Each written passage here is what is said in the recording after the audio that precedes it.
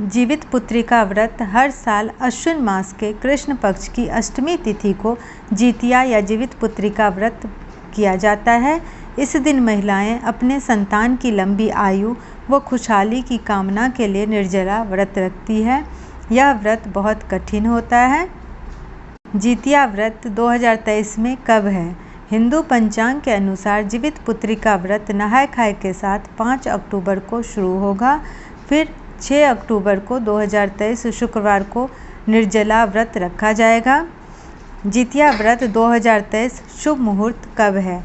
अष्टमी तिथि 6 अक्टूबर 2023 को सुबह 6:34 पर प्रारंभ होगी और 7 अक्टूबर को सुबह 8:08 पर समाप्त होगी।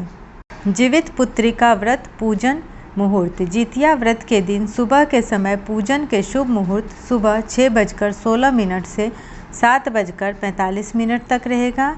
इसके अलावा दूसरा पूजन मुहूर्त सुबह 7:45 से सुबह 9:13 तक रहेगा।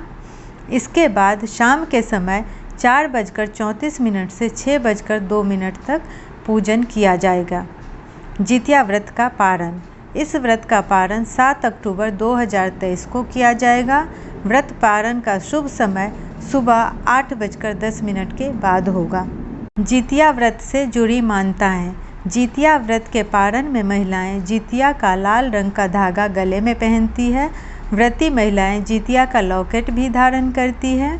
जितिया व्रत की पूजा के दौरान सरसों का तेल और चढ़ाया जाता है। व्रत पारण के बाद यह तेल बच्चों के सिर पर आशीर्वाद के तौर पर लगाते हैं। जीवित पुत्री का व्रत को रखने से पहले कुछ जगहों पर महिलाएं गेहूं के आटे की रोटियां खाने की बजाय मरुआ के आटे की रोटियां भी खाती है। इस परंपरा के पीछे यह कारण स्पष्ट नहीं है, लेकिन ऐसा सदियों से होता आ रहा है। इस व्रत से पहले नोनी का साग खाने की भी परंपरा है। कहा जाता है कि नोनी के साग में कैल्शियम और आयरन भरपूर मात्रा में होता है, जिसके कारण व्रती के शरीर को पोषक तत्वों की कमी नहीं होती। सनातन धर्म में पूजा पाठ में मांसाहार का सेवन वर्जित माना जाता है, लेकिन इस व्रत की शुरुआत बिहार में कई जगहों पर मछली खाकर की जाती है। कहते हैं कि इस परंपरा के पीछे जीवित पुत्री का व्रत की कथा में वर्णित चील और सियार का होना है। जीवित पुत्री का व्रत का संबंध महाभारत काल से है। जितिया व्रत के दिन स्नान के बाद स्त्रियां कुशा से बनी जीवित वाहन भगवान की प्रतिमा के समक्ष धूप दीप चावल और पुष्प अर्पित कर विधि विधान से पूजा करती है।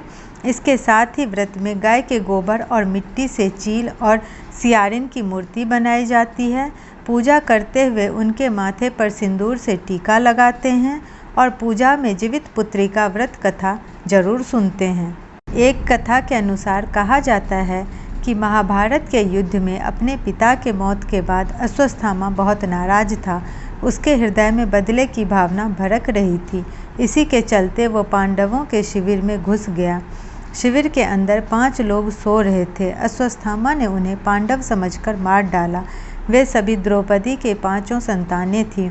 फिर अर्जुन ने उसे बंदी बनाकर उसकी दिव्य मणि छीन ली। अश्वत्थामा ने बदला लेने के लिए अभिमन्यु की पत्नी उत्तरा के गर्भ में पल रहे बच्चे को गर्भ में ही नष्ट कर दिया। ऐसे में भगवान वासुदेव ने अपने सभी पुण्यों का फल उत्तरा की अजन्मी संतान को देकर उसको गर्भ में फिर से जीवित कर दिया। गर्भ में मरकर जीवित होने के कारण उस बच्चे का नाम जीवित पुत्रिका पड़ा। तब से ही संतान की लंबी उम्र और मंगल के लिए जितिया का व्रत रखा जाने लगा।